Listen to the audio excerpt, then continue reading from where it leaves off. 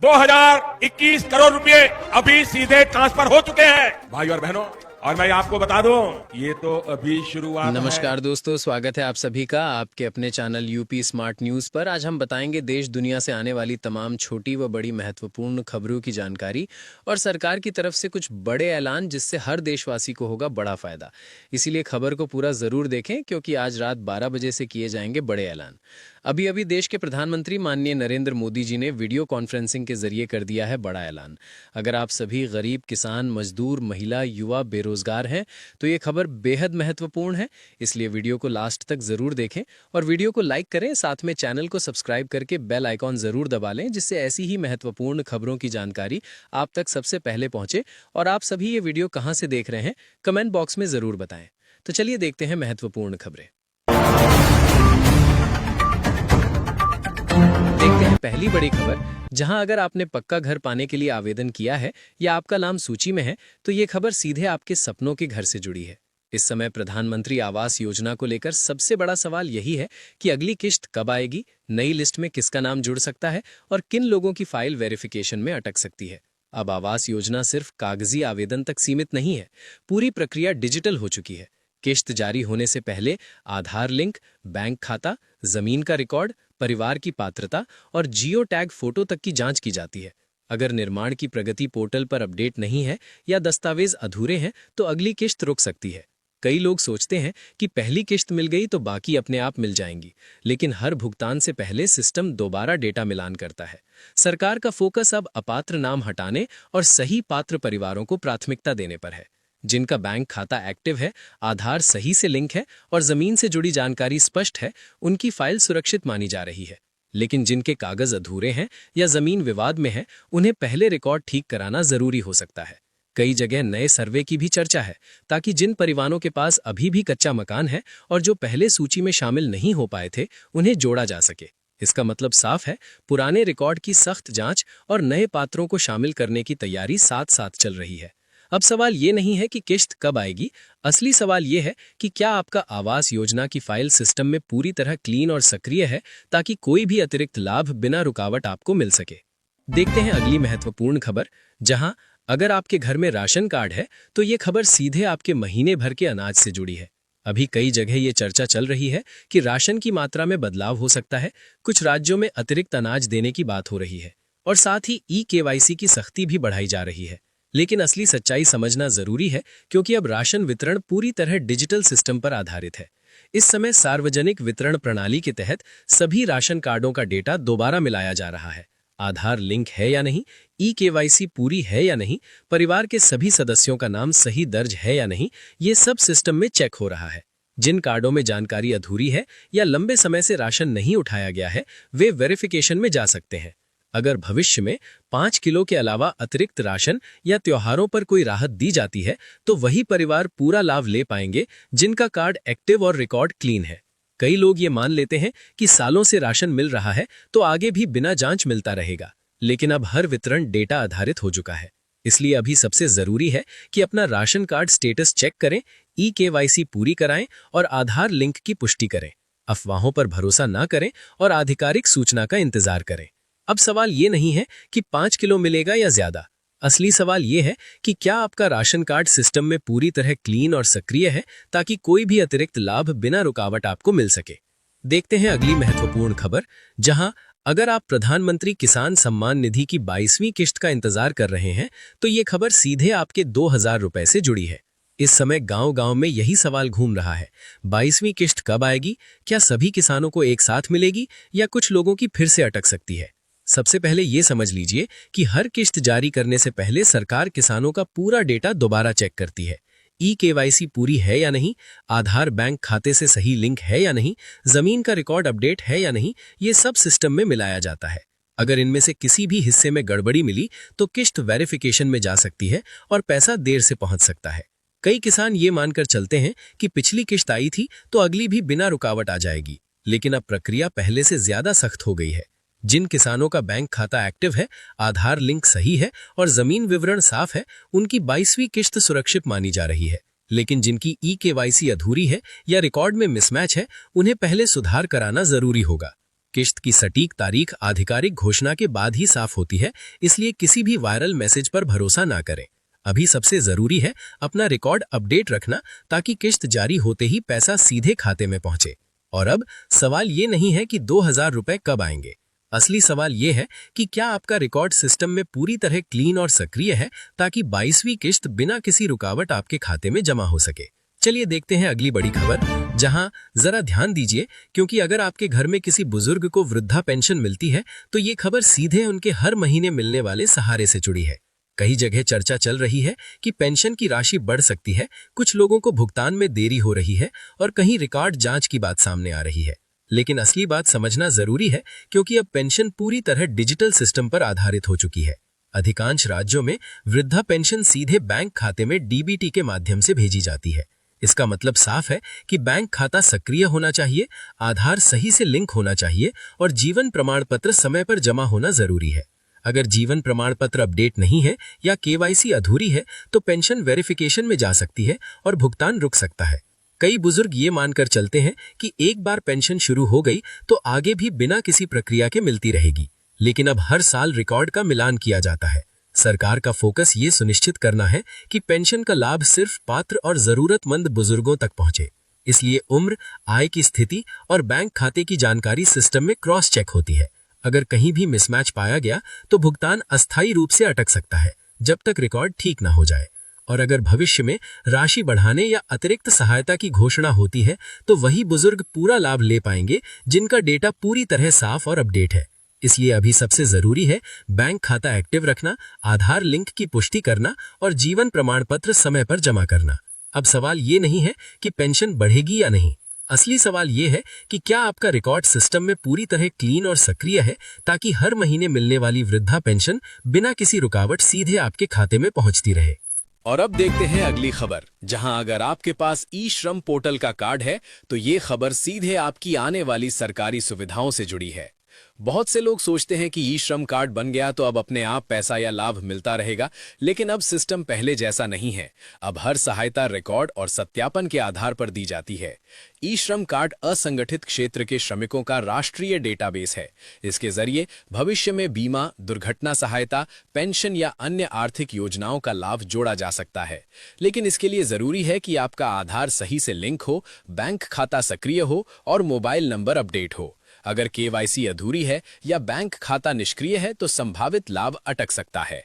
इस समय कई जगह रिकॉर्ड मिलान की प्रक्रिया चल रही है। जिन श्रमिकों ने पंजीकरण तो किया लेकिन जानकारी अपडेट नहीं रखी, उनका स्टेटस वेरिफिकेशन में जा सकता है। सरकार का उद्देश्य ये सुनिश्चित करना है कि सहायता सही और सक्रिय श्रमिकों तक पहुंचे, और अगर भविष्य में किसी भी प्रकार की आर्थिक सहायता या बीमा क्लेम जारी होता है तो वही श्रमिक पूरा लाभ ले पाएंगे जिनका डेटा सिस्टम में पूरी तरह साफ और एक्टिव है।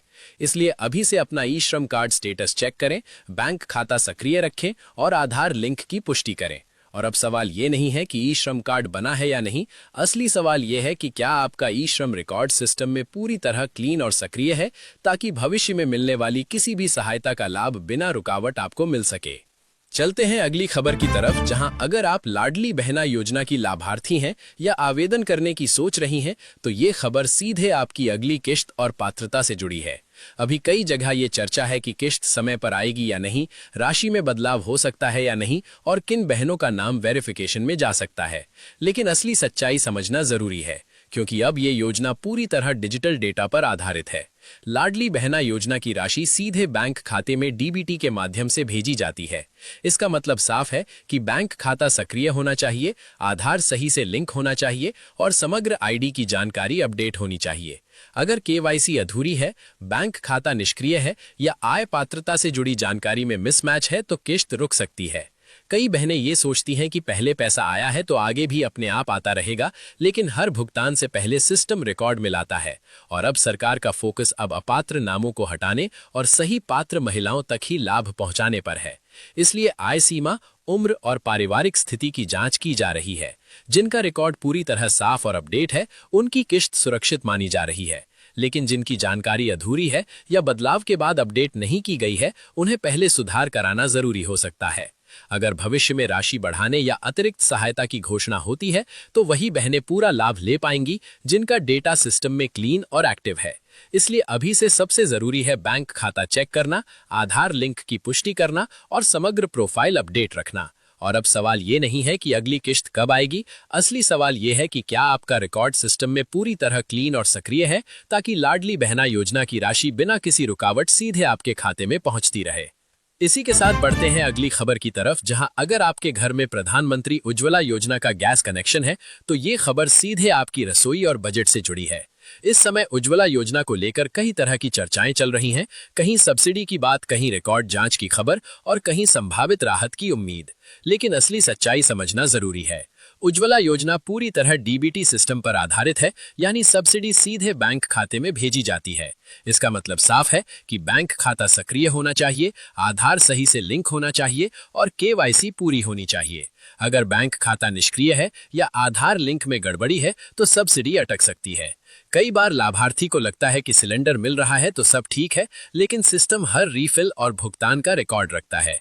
और सरकार का फोकस अब यही है कि योजना का लाभ उन्हीं महिलाओं तक पहुंचे जो वास्तव में गैस का नियमित उपयोग कर रही हैं। जिन कनेक्शनों में लंबे समय से रीफिल नहीं हुआ या जिनका डेटा अधूरा है, वे वेरिफिकेशन में जा सकते हैं। अगर भविष्य में किसी भी प्रकार की अतिरिक्त राहत या विशेष सब्सिडी की घोषणा होती है तो वही लाभार्थी पूरा फायदा ले पाएंगे जिनका रिकॉर्ड पूरी तरह साफ और अपडेट है। इसलिए अभी से अपना बैंक खाता चेक करें, आधार लिंक की पुष्टि करें और गैस एजेंसी में रिकॉर्ड सही रखें। और अब सवाल ये नहीं है कि उज्ज्वला योजना चल रही है या नहीं, असली सवाल ये है कि क्या आपका उज्ज्वला कनेक्शन सिस्टम में पूरी तरह क्लीन और एक्टिव है, ताकि कोई भी लाभ बिना रुकावट सीधे आपके खाते तक पहुंच सके। चलिए देखते हैं अगली खबर, जहां जरा ध्यान दीजिए, क्योंकि अगर आप अपना खुद का बिजनेस शुरू करना चाहते हैं और सरकारी मदद की तलाश में हैं, तो मुख्यमंत्री युवा उद्यमी योजना से जुड़ी ये खबर आपके लिए बहुत अहम हो सकती है।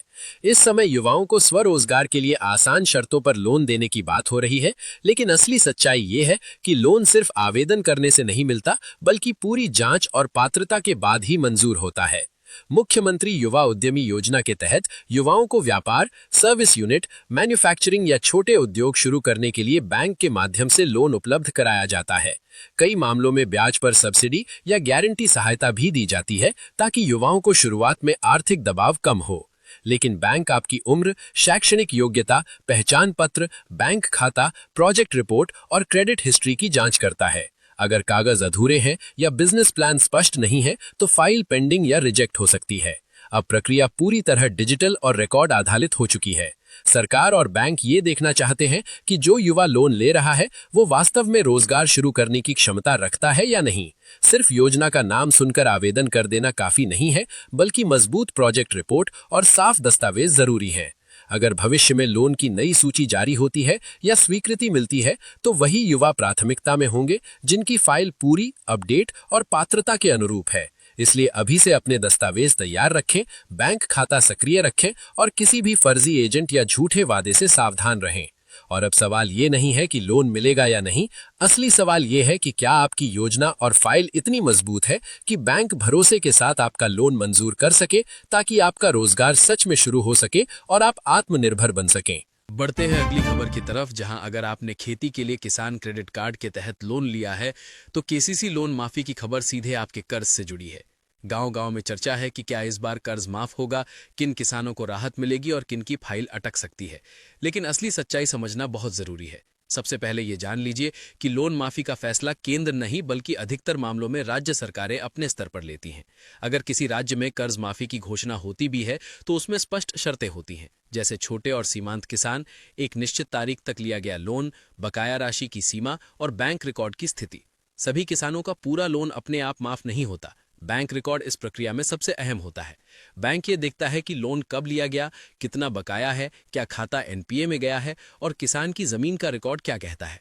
अगर दस्तावेज पूरे नहीं है या भूमि रिकॉर्ड में गड़बड़ी है तो फाइल वेरिफिकेशन में जा सकती है। कई बार लोन माफी का मतलब पूरा कर्ज खत्म होना नहीं बल्कि सिर्फ ब्याज माफी या आंशिक राहत भी हो सकता है। इस समय किसानों को सबसे ज्यादा सावधान रहने की जरूरत है, क्योंकि कई फर्जी कॉल या मैसेज लोन माफी के नाम पर पैसे मांगते हैं। याद रखिए, किसी भी आधिकारिक योजना के लिए बैंक या सरकार सीधे पैसे नहीं मांगती।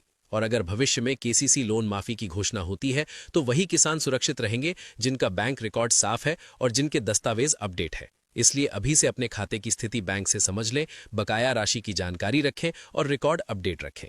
अब सवाल ये नहीं है कि लोन माफ होगा या नहीं, असली सवाल ये है कि क्या आपका केसीसी रिकॉर्ड पूरी तरह साफ और पात्रता के अनुरूप है ताकि आपको राहत बिना किसी रुकावट मिल सके।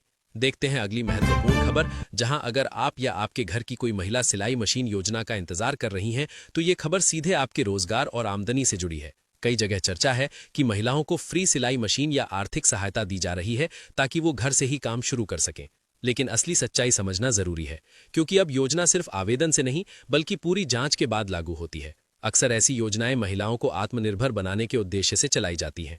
उदाहरण के तौर पर फ्री सिलाई मशीन योजना जैसी पहल का मकसद है कि महिलाएं कपड़े सिलाई, ऑल्टरेशन या छोटे ऑर्डर का काम शुरू कर सकें। लेकिन मशीन या सहायता पाने के लिए आधार, आय प्रमाण, उम्र और बैंक खाते की जानकारी सही होनी चाहिए। अगर दस्तावेज अधूरे हैं या पात्रता स्पष्ट नहीं है तो आवेदन वेरिफिकेशन में जा सकता है। अब प्रक्रिया पहले से ज्यादा सख्त है। सरकार ये सुनिश्चित करना चाहती है कि लाभ उन्हीं महिलाओं तक पहुंचे जो वास्तव में काम शुरू करना चाहती हैं। इसलिए बैंक खाता एक्टिव होना चाहिए, केवाईसी पूरी होनी चाहिए और दी गई जानकारी सिस्टम में मैच करनी चाहिए। कई बार फर्जी कॉल या मैसेज के जरिए मशीन दिलाने के नाम पर पैसे मांगे जाते हैं, इसलिए ऐसे किसी भी झांसे से सावधान रहना जरूरी है। और अगर भविष्य में नई सूची जारी होती है या वितरण शुरू होता है तो वही महिलाएं प्राथमिकता में होंगी जिनका रिकॉर्ड पूरी तरह क्लीन और अपडेट है। इसलिए अभी से अपने दस्तावेज तैयार रखें और आधिकारिक सूचना का इंतजार करें। अब सवाल ये नहीं है कि सिलाई मशीन मिलेगी या नहीं, असली सवाल ये है कि क्या आपका आवेदन सिस्टम में पूरी तरह साफ और तैयार है ताकि मौका मिलते ही आपका नाम सूची में शामिल हो सके और आप अपना रोजगार शुरू कर सकें। तो दोस्तों, ये थी आज की महत्वपूर्ण खबरें। खबर अच्छी लगी हो तो वीडियो को लाइक करें और चैनल को सब्सक्राइब करके बेल आइकन जरूर दबा लें ताकि ऐसी ही खबर आप तक सबसे पहले पहुंचे। और आप सभी को किसी भी योजना की जानकारी चाहिए तो नीचे कमेंट बॉक्स में पूछ सकते हैं। हमारी टीम तुरंत आप सभी की मदद करेगी। तो मिलते हैं फिर एक ऐसी ही खबर के साथ, तब तक के लिए जय हिंद, जय भारत।